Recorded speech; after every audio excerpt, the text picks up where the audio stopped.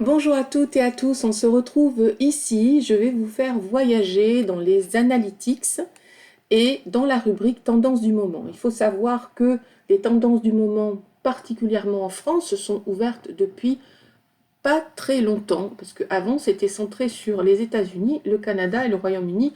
Donc on avait une vue avec des goûts de ces pays-là. Donc là, les tendances du moment sont vraiment liées depuis la géographie française, donc avec les goûts des Français et des Françaises. Je parle au niveau géographique. D'accord? Donc on va cliquer sur tendance du moment, le temps que cela charge. Donc cela va vous donner les tendances à la une, en particulier classées de gauche à droite, et donc vous scrollez pour voir quels sont les grands thèmes sur les 30 derniers jours que vous avez. Ensuite, vous allez avoir classé soit en modification hebdomadaire, donc je vais cliquer ici, d'accord, donc on a passé forcément poisson d'avril, lapin de Pâques, etc. Donc là, en fait, cette modification hebdomadaire montre qu'il y a 500% d'augmentation par rapport à la période passée. Si je veux voir d'un point de vue mensuel, ok, activité Pâques, crèche, et si je veux voir la modification annuelle, ok, donc là, ça va me donner un autre indicateur. Donc on va rester, ce qui est intéressant pour pouvoir corriger un peu les publications que vous pourriez préparer. C'est intéressant de se focaliser sur les modifications hebdomadaires et mensuelles, d'accord, pour pouvoir corriger le tir. Et vous pouvez affiner ces résultats. Par exemple, là, on a classé par modification mensuelle, mais je voudrais voir au niveau de l'âge, est-ce que ça va changer la donne?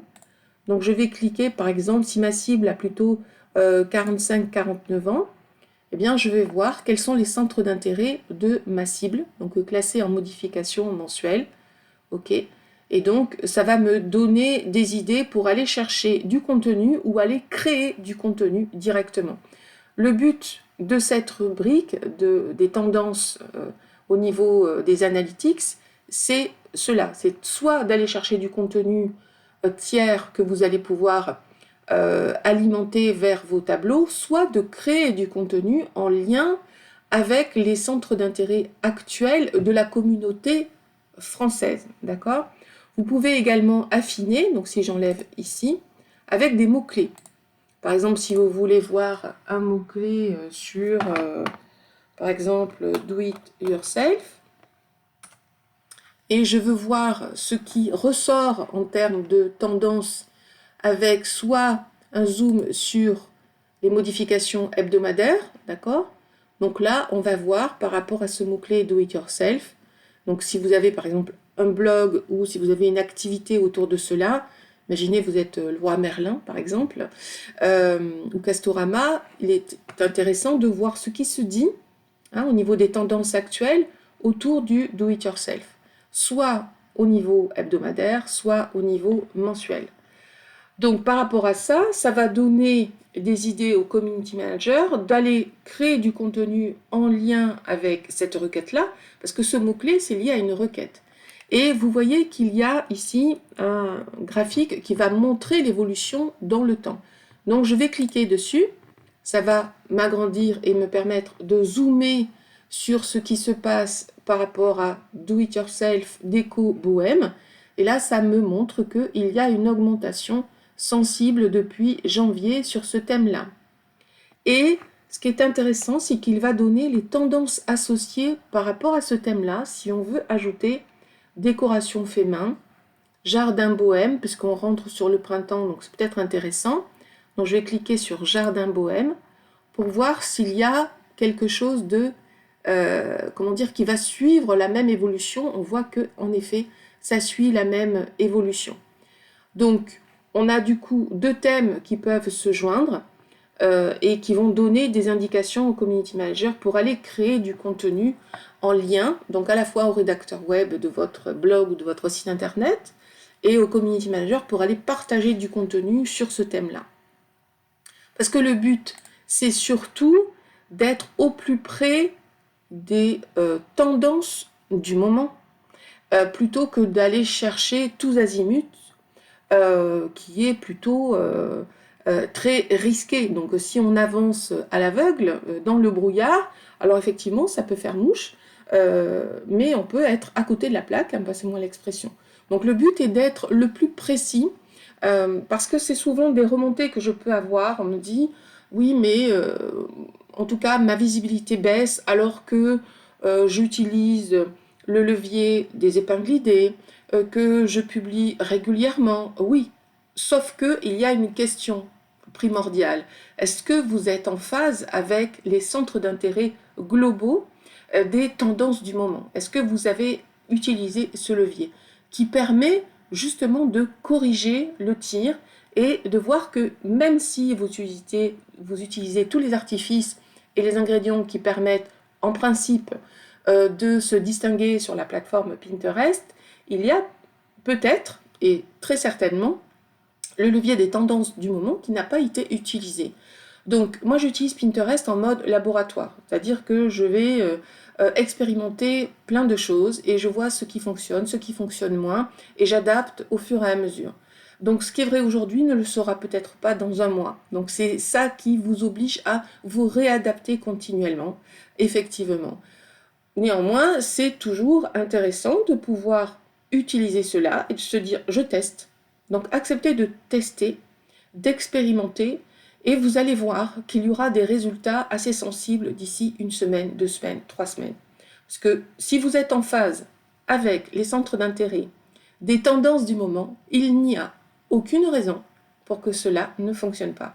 Voilà pour ces informations-là. Alors vous allez me dire, mais comment je fais par exemple pour aller chercher du contenu dans le cas où vous ne voulez pas forcément uniquement créer du contenu maison, mais que vous voulez également nourrir certains de vos tableaux. Moi c'est ce que je fais aussi, c'est-à-dire que je partage du contenu que je crée moi-même et je vais également alimenter des tableaux avec du contenu tiers. Ok, donc par exemple, je clique sur Do It Yourself Déco Bohème, d'accord, et je vais me retrouver avec du contenu en dessous qui est du coup identifié par Pinterest comme étant des épingles populaires. Le but, c'est d'aller chercher ces épingles populaires, donc je vais cliquer dessus. D'accord? Donc on est bien sur le thème Do It Yourself Déco Bohème et je vais aller chercher les épingles qui m'intéressent et aller nourrir certains de mes tableaux.